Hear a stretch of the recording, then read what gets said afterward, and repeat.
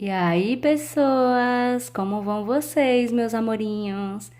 Então, aqui vai um videozinho sobre o assunto que começamos na semana passada.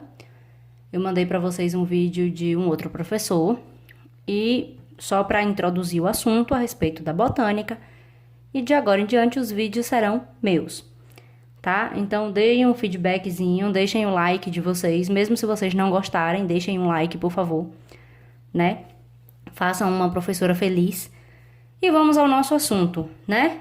Botânica, o fantástico reino das plantas, oficialmente chamado de reino metáfita, antigamente chamado de reino plantae. Escreve plantae, mas está em latim, então fala-se reino plantae. Para a gente poder começar o estudo da botânica, a gente precisa entender a evolução vegetal. A gente precisa entender como os organismos que viviam no ambiente aquático, as algas verdes, que são as ancestrais de todas as plantas, passaram a ocupar o ambiente terrestre, certo? Várias mudanças climáticas, mudanças ambientais, o movimento das placas tectônicas, glaciações, que são as eras glaciais, né, as eras do gelo, provocavam mudanças nos ambientes e por algum motivo, de alguma forma, as algas verdes acabaram ficando expostas no continente, só que ao invés delas morrerem, porque estavam fora d'água, elas conseguiram sobreviver, estavam adaptadas ao ambiente terrestre e originaram o primeiro grupo de planta, que é conhecido como briófita. Hoje nós vamos estudar um pouquinho mais detalhado esse grupo de planta aqui e esse, que é o segundo grupo, as pteridófitas. As briófitas são plantas extremamente simples. A gente vai ver suas características aqui agora, certo? São plantas muito pequenas, tá? Elas não crescem mais do que 5 centímetros. E elas apresentam duas fases. Elas apresentam dois tipos diferentes de planta. Essa plantinha aqui, mais verdinha, e essa outra aqui, que a gente vai entender já já qual é a diferença. Nessa outra figura aqui de baixo, a gente consegue ver um amontoadozinho, né, de plantinhas mais baixas e esse amontoadozinho de plantinhas mais altas. Mas vamos entender quais são as características desse grupo de plantas, as briófitas. Primeira coisa de tudo, foi o primeiro grupo de plantas a viverem no ambiente terrestre. Não apresentavam vasos condutores de seiva, nem xilema, nem floema, mas mesmo assim essas plantas precisam de água e de nutrientes. Como toda e qualquer planta, as briófitas fazem fotossíntese também. Por causa da ausência de vasos condutores de seiva, essas plantas não crescem mais do que 5 centímetros. E a culpa disso é da gravidade. A gravidade tem tudo a ver com isso. Como eu disse a vocês, como toda e qualquer planta, as briófitas precisam conduzir a água que está no solo até as suas folhas, até essas folhas mais altas, para que elas possam fazer a fotossíntese, produzir o seu próprio alimento e sobreviver. No caso da briófita, a folha mais alta dela vai ter somente 5 centímetros de distância do chão, certo? Quando a gente fala desse crescimento de 5 centímetros, é um crescimento vertical, tá? Não é um crescimento horizontal, é um crescimento vertical. É a distância da planta em relação ao chão. O caso é que, por ela não ter esses vasos condutores, a água vai ser absorvida do solo pelas células que estiverem em contato com o solo, as células mais próximas, e transportada por difusão para todas as outras células da planta. Difusão é um processo no qual a água ou qualquer outra substância ela é passada de uma célula diretamente para a outra, sem auxílio de nenhum tipo de vaso condutor ou etc. E aí, onde é que a gravidade entra nessa história? Por difusão, a gravidade que puxa todas as coisas para baixo não deixa a água subir mais do que 5 centímetros. E isso limita o tamanho que a planta pode crescer. Porque passou de 5 centímetros, a planta não vai conseguir receber água para fazer a própria fotossíntese e também não vai receber os produtos de fotossíntese que as folhas abaixo disso possam produzir, já que todo o transporte vai ser feito por difusão, que é a passagem de uma célula diretamente para outra, e a gravidade vai puxar para baixo e não vai deixar nada subir mais do que 5 centímetros. Beleza? São plantas que vivem em ambientes úmidos, muito úmidos, tipo floresta tropical, por um motivo bem simples. Além dessa necessidade de absorver a água diretamente do solo, né, porque ela não tem os vasos condutores de seiva, a reprodução dessas plantas depende da água. Se não tiver água, essas plantas não conseguem se reproduzir, certo? Já já a gente vai falar da reprodução delas. Vamos voltar aqui para a evolução vegetal. Depois das briófitas, que foi o primeiro grupo de plantas que não tem vasos condutores de seiva, surgiu uma característica, a presença dos vasos condutores. E isso já mudou completamente a estrutura e a característica das plantas, originando o grupo chamado de Pteridófita, que é o segundo grupo de planta existente. As pteridófitas são plantas que nós estamos mais acostumados a ver do que as briófitas. As briófitas, por serem plantas muito pequenininhas e dependerem de um ambiente com muita umidade para sobreviver, elas não são muito comuns aqui na nossa região, né? Embora elas possam crescer perto de tanques, até em tanque de cimento mesmo, mas tenhamos cuidado para a gente não confundir o limo, que é um líquen, com as briófitas, certo? Bom, mas vamos falar aqui das pteridófitas.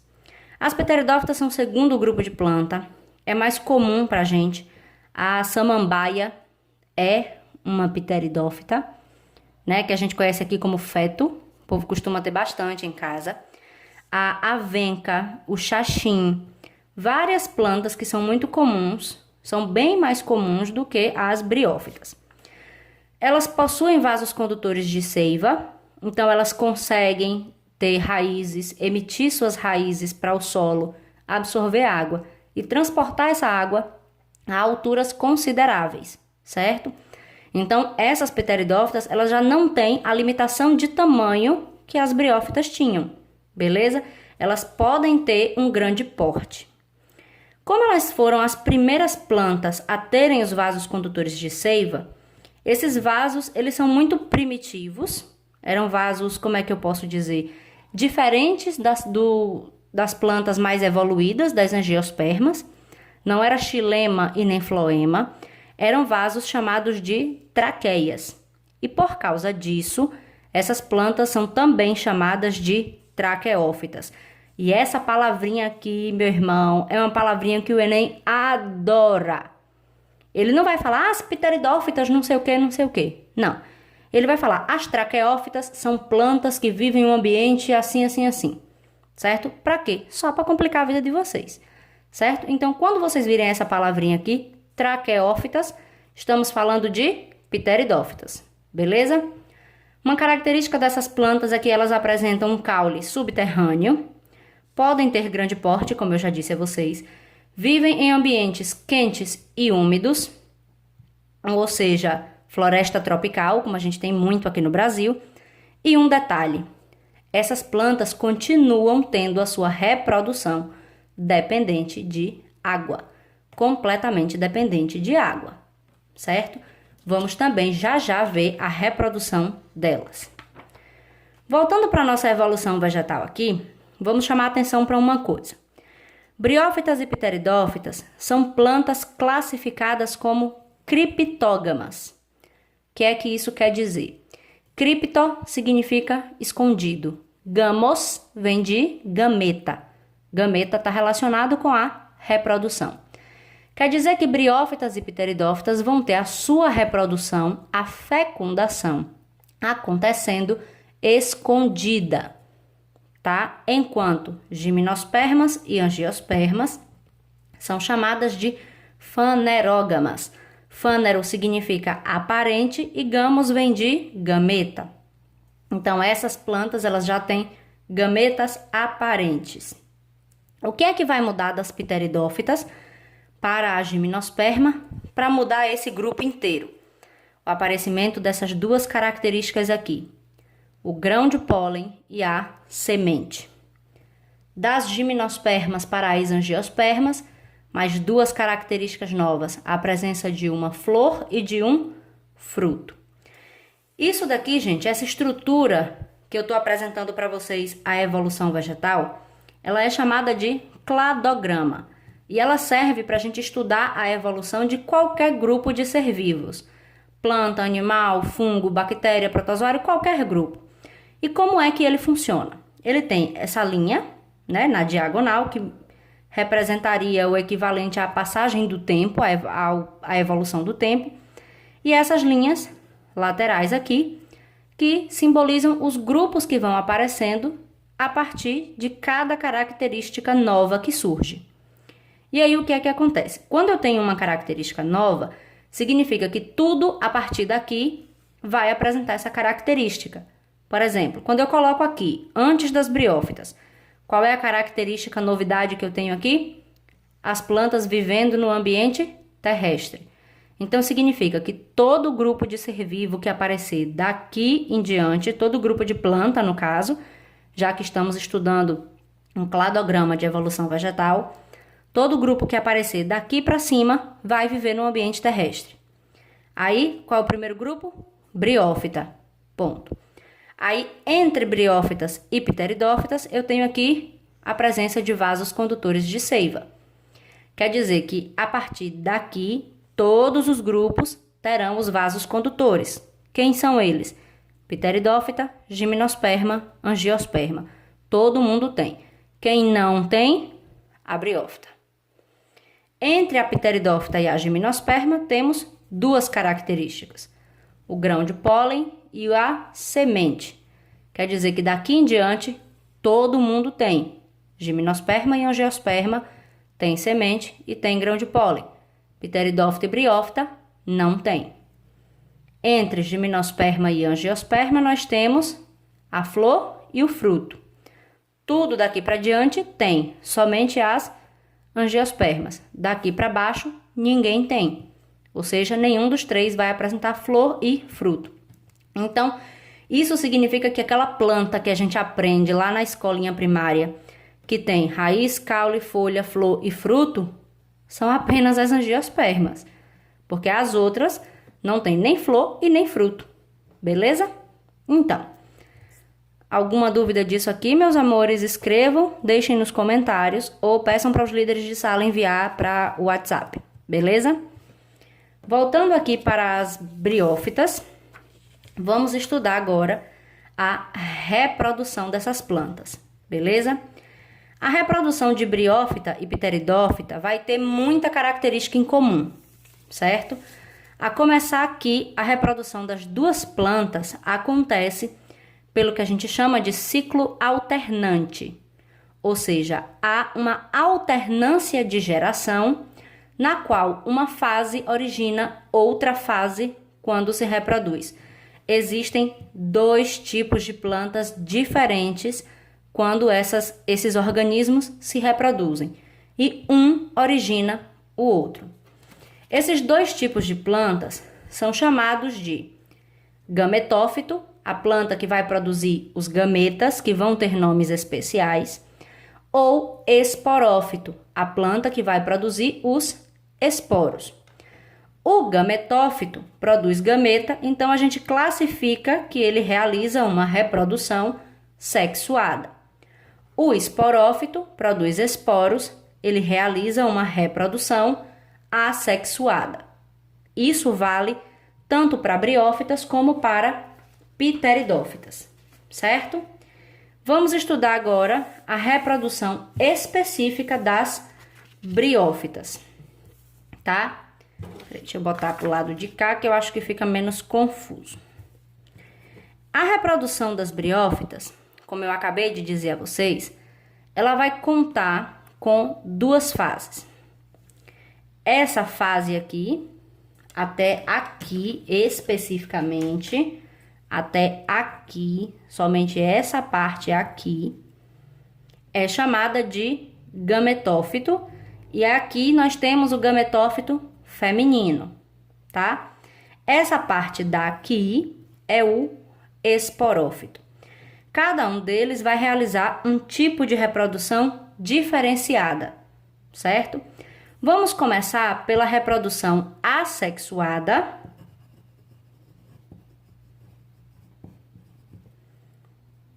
que o esporófito realiza. Nessa partezinha superior dele, ele vai produzir as estruturas que a gente chama de esporos. Esses esporos vão ser liberados dessa planta, eles são produzidos por meiose, certo? E eles vão cair no solo, e quando eles caírem no solo, eles vão originar a planta do tipo gametófito. Alguns desses esporos vão originar os gametófitos masculinos, outros vão originar os gametófitos femininos. Só que aí tem um detalhe: ninguém sabe na ciência o que é que determina qual vai produzir o gametófito feminino e qual vai produzir o gametófito masculino, beleza? Aí o que é que acontece? O gametófito masculino vai produzir os gametas masculinos, que são chamados de anterozoides. O gametófito feminino vai produzir o gameta feminino, que é chamado de oosfera. Se liguem, por favor, com bastante atenção nesses dois nomezinhos, tá? O anterozoide é o gameta masculino e a oosfera, o gameta feminino. Eles são produzidos nessa partezinha aqui, ó, de cima de cada um dos gametófitos, beleza? E aí, o que é que vai acontecer? Esse anterozoide, ele é um gameta que ele tem uma estruturazinha chamada de flagelo. Esse flagelo é como se fosse um rabinho que permite a ele nadar, certo? Ele tem o núcleo dele, que ele vai carregar o DNA, e ele tem 2 flagelos, certo? Isso é o anterozoide. Esses flagelos que estão aqui vão permitir que esse gameta masculino nade da planta masculina até a planta feminina. Quando ele cai na planta feminina, ele vai entrar e lá dentro, guardado, escondido, lembra do nome criptógama? Cripto significava escondido. Lá dentro, escondido, ele vai encontrar com a oosfera. Vão se juntar os dois, anterozoide mais oosfera, rolou uma fecundação e aí origina um esporófito, né? Que vai crescer em cima da planta mãe. É o que acontece aqui. Imaginem que esse topo, em uma imagem ampliada, é isso aqui. Ele recebeu o gameta masculino, fecundou, é essa parte aqui. E aí, em cima dele, cresce a planta diferente, certo? Ou seja, em resumo, a gente vai ter o esporófito se reproduzindo de maneira assexuada, originando os gametófitos. Gametófito se reproduz de maneira sexuada, origina o esporófito, né? E aí tem um pequeno detalhe. Como o esporófito ele vai crescer em cima do gametófito feminino, ele vai passar de 5 centímetros. E aí, passou de 5 centímetros, ele não vai receber água, nem seiva, ele não vai poder sobreviver. Logo depois que esse esporófito libera os esporos dele, ele morre. E essa planta aqui, o gametófito feminino, ele pode se reproduzir de novo, originar um outro gametófito e assim por diante, certo? E aí, por causa disso, a gente diz que, no caso das briófitas, o gametófito é uma planta permanente, porque ele vai existir e vai se reproduzir várias vezes, e o esporófito é uma planta passageira, é a fase passageira, porque logo depois que ele se reproduz, ele morre deixa de existir, beleza? Isso aqui foi a reprodução das briófitas, ok? Bom, na reprodução das pteridófitas, a gente vai ter uma situação bem parecida. Deixa eu procurar um papel para eu tapar aqui, rapidinho, meus amores. A gente vai ter uma situação bem semelhante com a situação das briófitas, porque também vai ser uma reprodução por alternância de geração. Só que tem um detalhe diferente, certo? Tudo começa aqui no esporófito, que é uma planta grande, é a planta que a gente vê. Isso daqui nessa figura representado poderia ser uma samambaia. Ah, mas eu nunca vi esse negócio marrom aqui da samambaia. É o caule. O caule das pteridófitas, ele é um caule subterrâneo. Quando a gente olha uma planta lá, um caqueiro com samambaia, a gente não só vê as folhas saindo diretamente do chão, diretamente da terra, porque o caule tá embaixo. É um caule horizontal, ele cresce assim e não assim. E ele é subterrâneo, beleza? Esse esporófito das pteridófitas costuma produzir umas estruturas que são assim. Quem aqui já viu isso em alguma samambaia? Embaixo da folha da samambaia fica cheio dessas bolinhas aqui, tá vendo? Essas bolinhas são chamadas de soros. E é nessas bolinhas que ficam guardados os esporos. Esses esporos, eles são liberados no ar, eles caem no solo, fecunda e originam uma planta bem pequenininha, com formato de coração, que recebe o nome de prótalo. Esse prótalo, ele é o gametófito. E aqui nele, ele vai produzir os dois gametas. O masculino em um lado, o feminino no outro lado. E vai acontecer a mesma coisa que acontecia nas briófitas. O anterozoide, que tem flagelo, vai nadar até a oosfera, vai fecundar, e aí a partir dessa fecundação, o esporófito vai crescer em cima desse gametófito aqui, certo? Aí, meus amores, é onde entra aquela questão que eu disse a vocês, que tanto briófitas como pteridófitas dependem de água para se reproduzir. Por quê? Porque o anterozoide, que tem o flagelo, ele precisa nadar para chegar até a oosfera, né? Para ele nadar, ele tem que ter água.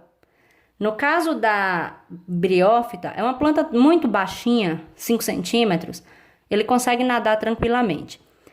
Nas pteridófitas, como elas já têm o vaso condutor de seiva, elas conseguem crescer muito, né? Bem mais do que 5 centímetros. Elas chegam até 15 metros de altura, algumas, né? Não é o caso da samambaia, mas algumas têm.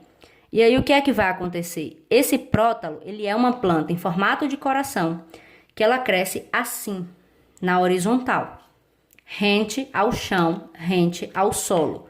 Por quê? Produz um gameta masculino aqui, produz um gameta feminino aqui. O que é que vai acontecer? Quando chover, a água acumula aqui nela, né? Porque ela é horizontal. E aí, esse gameta consegue nadar com facilidade até a oosfera, né? Porque tá na horizontal, então ela consegue acumular água. Beleza? Bom, e aí, onde é que tá a diferença? Vocês perceberam aqui que o esporófito, ele é enorme, ele é muito grande, e ele cresce em cima do prótalo, que é bem pequenininho, muito menor do que a palma da minha mão, certo? E aí, o que é que vai acontecer? A gente vai ter uma situação que é contrária do que a gente tinha nas briófitas. Nesse caso, quem vai morrer é o gametófito, que vai passar a ser a fase passageira. Ele morre logo depois da reprodução. Já o esporófito é a fase permanente, se reproduz várias vezes, certo?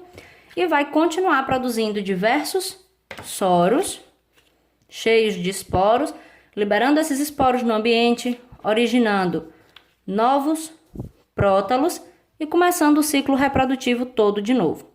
Mas do mesmo jeito que nas briófitas, a gente vai continuar tendo um ciclo reprodutivo chamado de ciclo alternante, na qual o gametófito vai se reproduzir de maneira sexuada, originar o esporófito, que vai se reproduzir de maneira assexuada, e originar o gametófito. Aqui é sempre um originando o outro quando se reproduz. Beleza? Depois, com mais tempo, nós vamos falar sobre ploidia, que é a quantidade de DNA que cada uma dessas etapas da planta tem. Por enquanto, eu acho que já foi conteúdo demais. Qualquer dúvida, deixem nos comentários que eu vou tentar responder, ou então peçam aos líderes de sala para enviar para mim, pelo WhatsApp. Beleza? Beijos, beijos, até breve.